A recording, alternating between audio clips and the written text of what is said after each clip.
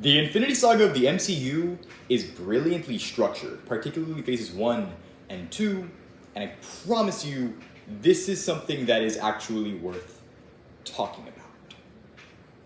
So phases 4, 5, and 6 of the MCU have, they've been interesting, to say the least. I'm not like an MCU hater or anything. I really love the MCU, but like there's no getting around the fact that it's just not really the same. And it's because fundamentally their approach to these films, their approach to building a phase has changed. It isn't the same anymore. You don't feel as satisfied when a phase ends. You don't really know when a phase ends because they're not really building up to something anymore. The first two phases had a very simple structure, and phase 3 was obviously the culmination of everything. It was a finale in itself. It is brilliantly structured as well. I don't really feel like anything in phases 4, 5, compare to that, right? Like, they're not hitting the same. And I feel like in order to understand why that's the case, you kind of have to look back and see what about phases 1, 2, and 3 worked so well. The Infinity Saga works so well because even though they were kind of flying by the seat of their pants during the behind the scenes, it really doesn't necessarily feel like that as you're watching the movies. It really does feel more so like you have this brilliantly crafted, cohesive storyline that is thought up from the beginning. When that's not really true. But whether or not that's true though doesn't really matter, does it? Because it feels that way. Because the sauce was there, and they managed to do it correctly. The sauce isn't really there anymore. So even when there is a good project, or when there is something that is fun and enjoyable and cool, and worth watching, it doesn't feel like it's building to something kind of that makes sense. It feels like we have a lot of these plot points that aren't really going to go anywhere for a long time, and may never go anywhere. And especially with this reboot on the horizon, a lot of them may genuinely not go anywhere. But okay, let's actually go and take a look at phase 1. So phase 1 kicks off with Iron Man, the 2008 film starring Robert Downey Jr. Cool. Also important to note, this movie is actually really, really good. Man of Steel, this is not. Okay, this isn't a film that is like divisive and polarizing. This isn't a movie that some people really love, some people really hate, and kind of just meh on. No. This is like a critically acclaimed good movie that people actually like and enjoyed watching, which is pretty important. If Iron Man sucked, you're kind of off to a bad start, right? And Iron Man itself serves as the template for the rest of these movies. Yes, the Avengers would kind of go ahead and fully solidify the Marvel formula, but it is here with Iron Man that the prototype of that formula is established. The only film, I think, from like the first 3 phases that sort of bucks that is The Incredible Hulk. And that's because it's not a Marvel Studios movie, it's a Universal movie. I've always personally been partial to The Incredible Hulk, but a lot of people don't like it. And I do feel it's the type of movie that was probably like killed in the editing room. The movie could have been better, but I've always personally enjoyed it. I like Ed Norton's Hulk. Had he gotten more of his vision, maybe the film would have been better. Also, maybe it wouldn't have, but who's to say, right? It doesn't really matter. The point is, we have Iron Man in 2008 and The Incredible Hulk in 2008. And then you move into Iron Man 2, which works because it's a sequel to Iron Man 1. Marvel Studios themselves, their second movie was a sequel to their first successful one, instead of jumping straight into establishing a new hero. The Incredible Hulk did that, but that was Universal Studios, right? It's not the same thing. I think that is pretty important to note. And following up Iron Man 2 with Thor, with Captain America 1, and then finally with the Avengers. In phase 1, you get a very simple narrative. It's bringing out the action figures from the toy chest and eventually smashing them all together in the big team-up movie. That might seem simple, and it is. That's also why it works. It is movie magic. Not only seeing these characters slowly but surely introduced one by one, but seeing them all come together. Even characters that didn't get their own solo movies still had like roles in the movies. In the case of Black Widow, she was established in Iron Man 2 in a supporting role, and for the case of Hawkeye, he had sort of a cameo in Thor. But okay, you've got the Avengers, you've got your team up, you've got your 6 heroes together. Cool, that works. Phase 2 is really cool. I like the structure of Phase 2 a lot because it's still working fundamentally with that 6-film structure. Phase 3 explodes like the film count, and they did like a bunch more movies. They ballooned the number of projects in Phase 3. But what's cool about Phase 2 is that it's still working within that 6-film sort of constraint, but structurally, it's different. The phase kicks off with Iron Man 3, Thor 2, and Cap 2. One of the coolest things about this is that it immediately solidifies the Marvel Trinity. The order of Phase 1 of the MCU goes Iron Man, Hulk, Iron Man, Thor, Cap. And don't get me wrong, Hulk is important, but you start off Phase 2 of the MCU with the 3 big heavy hitters, the 3 most important superheroes in this universe. Cap, Thor, and Iron Man. That really helps make it feel like these 3 characters are the 3 basically protagonists of the universe, right? Like they're gonna be shepherding us going forward. Now the Hulk isn't important, but he's not Thor, Captain America, and Iron Man important. And here are the 3 big ones back to back to back. There's 2 open slots in Phase 2 because Iron Man had 2 films in Phase 1. He wrapped up his trilogy, and Universal, they weren't gonna make another Hulk movie, so there is the slot that would have been previously occupied by Iron Man 2 and The Incredible Hulk. And one of those slots is now taken up by Guardians. So you get your Trinity. You get to see where the 3 most important characters in the MCU are, like the 3 main MCU franchises. And then before the big team up, before the next Avengers film, you get Guardians of the Galaxy, a film that is incredibly important. Not only is it just like really good, like Guardians 1 is top tier MCU. It's easily one of the best MCU movies of all time, but it also explains the lore of the Infinity Stones, which is pretty important considering the fact that the Avengers post-credit scene gave us Thanos.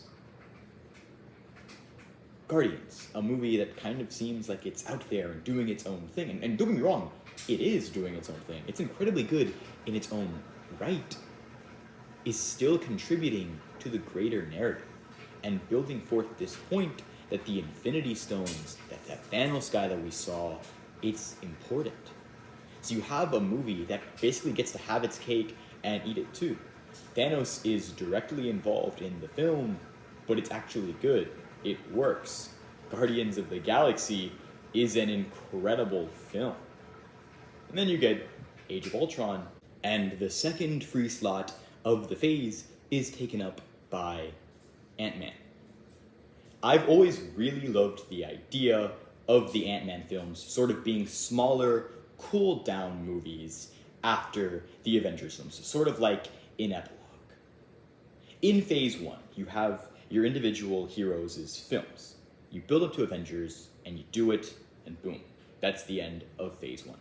But in Phase 2, you build up to your big team-up movie, you have it, and then you have a little bit of a cool-down movie, which I've always really appreciated. Like, I like that idea a lot. It's cool.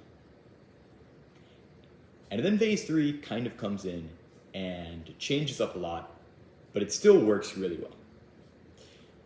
So you start off with Civil War, which, first of all, is a really incredible movie. But, pivotally, we kick off Phase 3 with yet another check-in with Tony Stark. We started this universe with Tony, with Iron Man 1 in Phase 1. Then we check back in with Tony in Phase 2 with Iron Man 3. And now the Iron Man trilogy is done, but we're still checking in with Tony at the beginning of the phase. He's still a key player at the start of Phase 3. Civil War. Tony's on the other side of that war with Cap. And I found that to be a really cool creative choice. It still keeps Iron Man at the very start of this phase. This might be Cap's movie, yeah, of course it is. It's a really good Captain America movie, but we don't forget about Iron Man. We don't forget that at the end of the day, he is kind of the main character of the entire saga. That is a pretty brilliant choice. Also, a couple of these movies in Phase 3 kind of spin out from Civil War, whether that be Spider-Man Homecoming or Black Panther. Civil War is a really important movie. Oh, I mean, Infinity War, obviously, as well. Civil War is really important. They sort of kicked off Phase 3 with Avengers 2.5, and it actually works. Even when they change up the formula, even when they're doing something different, they're doing it with intentionality, and they're doing it to tell an interesting, cool story that moves the universe forward in an interesting direction to create a cohesive storyline that is compelling. The Avengers falling so that in Infinity War they fail is an interesting storyline. It is cool. We spent so much of this universe assembling the Avengers, only to disassemble them right before their greatest challenge comes forth. One they can't handle separated, and they don't. They lose. And you follow Infinity War, another masterpiece movie, with Ant-Man 2. Yet another cool-down movie after the big Avengers event. And then with Captain Marvel before Endgame.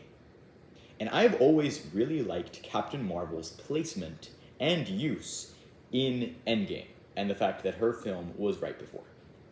It kind of felt like they had a big marketing push for Captain Marvel, and I don't quite feel like general audiences ever like fully embraced the character as like the next, big, huge MCU character. Like no one really thinks of Carol on the same level as like Tony or Steve or even Thor, right? That just didn't really happen.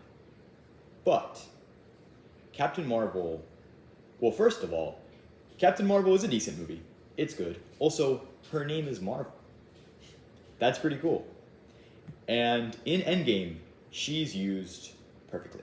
I think that it would have been profoundly unsatisfying.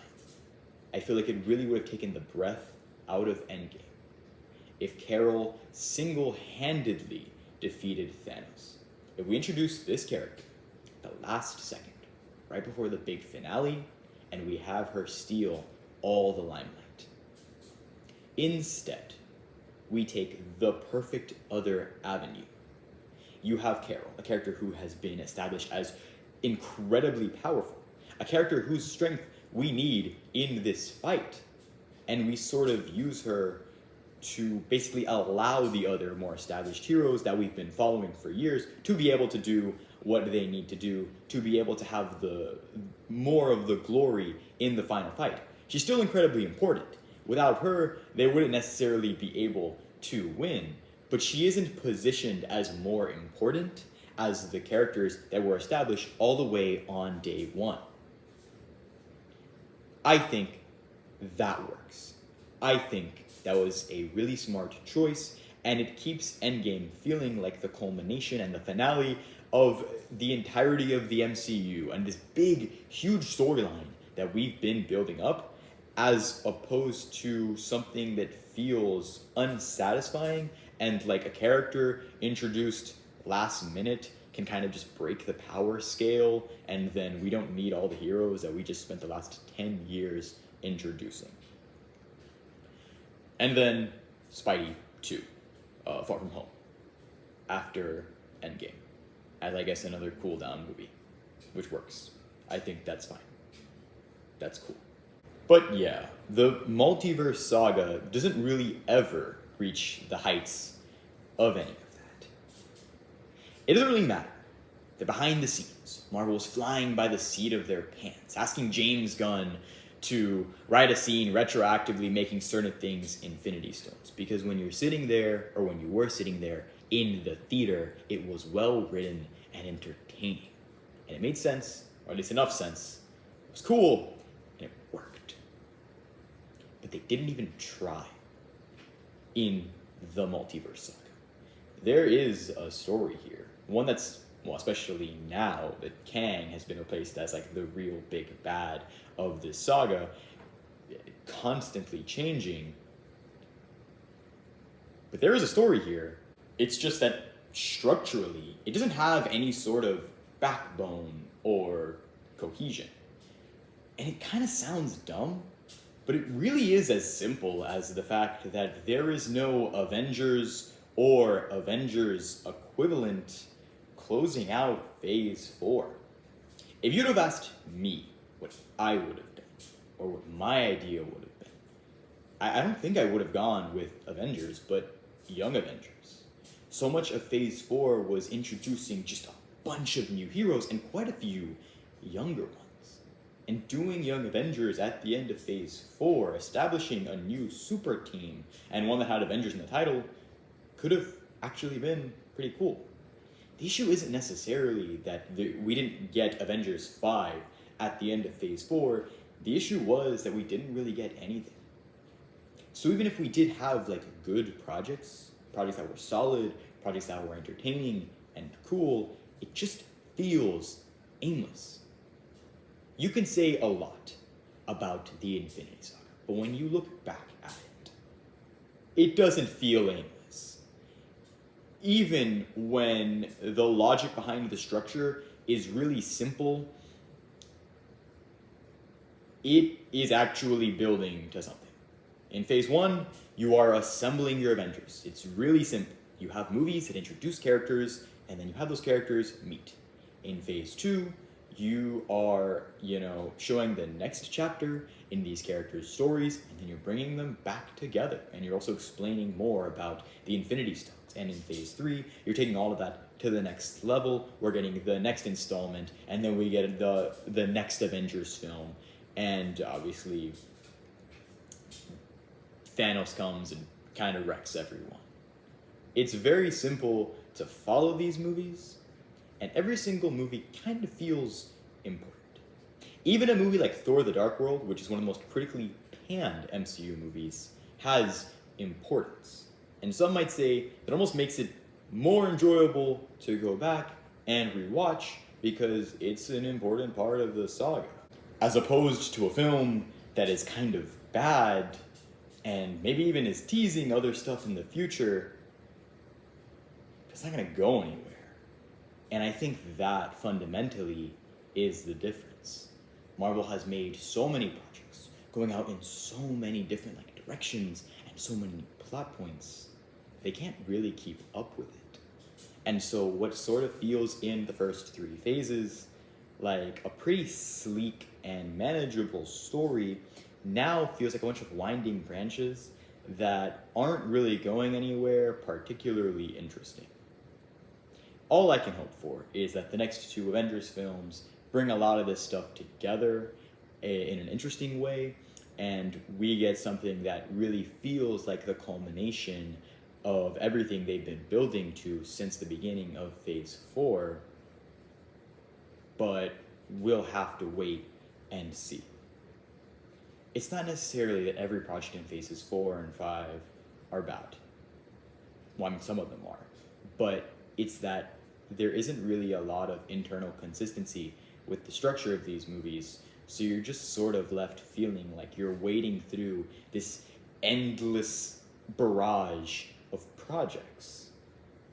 It really doesn't feel like that. even the jump in runtime between phases 2 and 3, I mean, not only is it way less than the jump in runtime between phases 3 and 4, but every single individual project, every movie still felt important. Things are just different now. But it does seem like Marvel is course correcting, and I hope that they can do that well. I love the Marvel Cinematic Universe. It's my favorite movie series of all time. Even now, even after these past couple of phases. And I'm genuinely really excited, not only for the future projects we have in store, because the last couple of Marvel projects I feel have been really, really good, but also for that inevitable reboot. I want to see the full Marvel universe on the big screen at once. And I love everything they were able to build during the Infinity Saga, and I enjoy a lot of what they've done in the Multiverse Saga. But I'm ready for something that feels like totally, completely brand new and fresh. I'm ready to see the Avengers and the X-Men and the Fantastic Four and Spider-Man and Daredevil and all of these heroes existing in the same New York at the same time. And if there is one thing that the MCU kind of can do to bring it back a lot of vitality and maybe social relevance, I feel like that would be it. It's just giving people, finally, the world outside your window, fully formed, fully realized. After all the years of rights messes and this and that, and after a saga that's had its ups and downs and all arounds, both in like the quality of the projects themselves and then also behind the scenes. Please, Marvel, give us something cool in the future. And I do genuinely feel like they'll be able to accomplish that. I feel like the worst days of the MCU are kind of behind us, and I feel like we're going to get some genuinely cool stuff moving forward.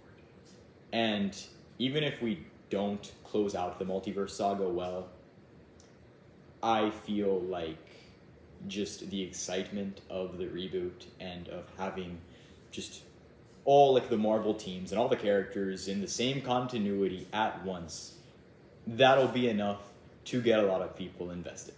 Thank you so much for watching. I've been Chris, and see you later.